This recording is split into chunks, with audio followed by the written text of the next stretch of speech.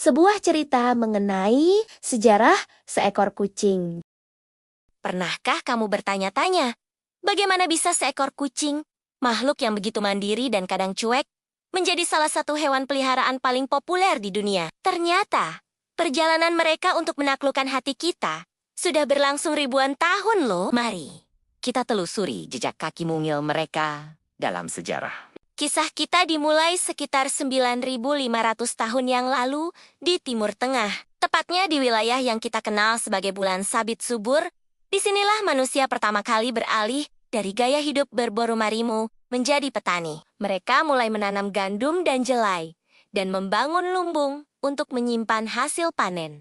Tapi, ada satu masalah besar, tikus dan hewan pengerat lainnya. Mereka menyerbu lumbung, mengancam persediaan makanan yang sangat berharga. Di saat yang sama, hiduplah seekor kucing liar yang dikenal sebagai kucing liar Afrika atau Felis silvestris libica. Kucing ini adalah pemburu ulung, dan lumbung-lumbung yang penuh dengan tikus itu ibarat restoran bintang 5 bagi mereka.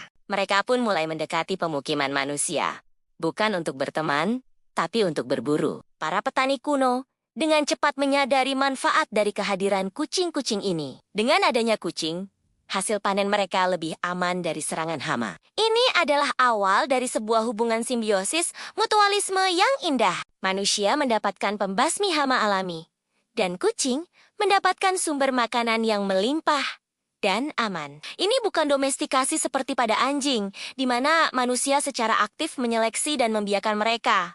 Ini lebih seperti kucing mendomestikasi diri mereka sendiri. Mereka memilih untuk tinggal di dekat kita, karena itu menguntungkan mereka. Hubungan ini semakin erat di Mesir kuno, sekitar 4.000 tahun yang lalu. Di Mesir, kucing bukan hanya dianggap sebagai hewan yang berguna, tapi juga sebagai makhluk suci. Mereka dihormati dan dipuja. Orang Mesir kuno mengasosiasikan kucing dengan Dewi Bastet, dewi rumah, kesuburan, dan pelindung dari roh jahat. Bastet sering digambarkan sebagai wanita berkepala kucing. Kucing-kucing ini hidup mewah, diberi makan makanan terbaik, dan bahkan dimumikan setelah mati. Sama seperti manusia, membunuh seekor kucing, bahkan secara tidak sengaja, bisa dihukum mati. Kucing menjadi begitu berharga di Mesir, sehingga mereka dilarang untuk diekspor. Tapi, seperti yang kita tahu, kucing adalah makhluk yang suka berpetualang. Para pedagang Fenisia, yang terkenal sebagai pelaut ulung, diam-diam menyelundupkan kucing-kucing ini ke kapal mereka untuk dibawa ke seluruh Mediterania.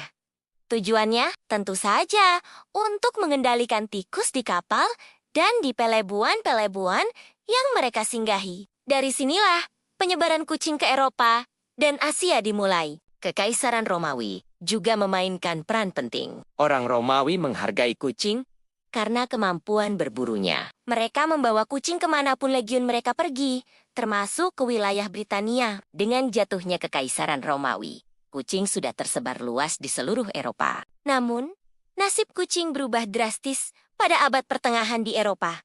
Masa-masa indah di Mesir telah berakhir. Pada periode ini, tahayul merajalela. Kucing, terutama yang berwarna hitam, mulai diasosiasikan dengan sihir, penyihir, dan iblis. Sifat mereka yang misterius, nokturnal, dan mata mereka yang bersinar dalam gelap membuat banyak orang takut. Akibatnya, ribuan, bahkan mungkin jutaan kucing diburu dan dibunuh secara massal. Untungnya, pandangan terhadap kucing perlahan membaik seiring berjalannya waktu. Selama zaman pencerahan dan seterusnya, orang-orang mulai melihat kucing dari sudut pandang yang lebih rasional dan ilmiah. Mereka kembali dihargai karena perannya sebagai pembasmi hama, terutama di kapal-kapal selama era penjelajahan. Kucing adalah kru kapal yang tak ternilai, melindungi persediaan makanan, dan mencegah penyebaran penyakit dari tikus selama pelayaran panjang melintasi samudra. Begitulah cara kucing akhirnya tiba di benua Amerika,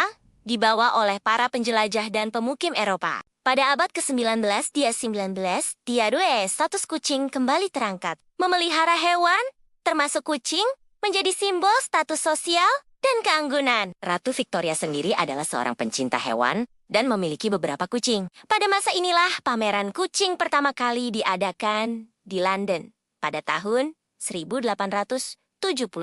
yang memicu minat pada pembiakan selektif dan pengembangan berbagai ras kucing yang kita kenal sekarang, seperti Persia, Siam, dan banyak lagi. Kucing tidak lagi hanya dilihat sebagai pekerja, tetapi sebagai sahabat yang anggun dan anggota keluarga. DAI, Arue Modang Kucing, telah sepenuhnya menaklukkan dunia. Berkat internet, mereka bukan hanya sahabat di rumah kita, tapi juga menjadi bintang global. Video kucing lucu, meme, dan foto-foto menggemaskan mendominasi media sosial kita. Mereka membawa tawa dan kebahagiaan bagi jutaan orang setiap hari. Dari pemburu hama di lumbung kuno menjadi dewa di Mesir, simbol kejahatan di abad pertengahan hingga menjadi raja internet saat ini.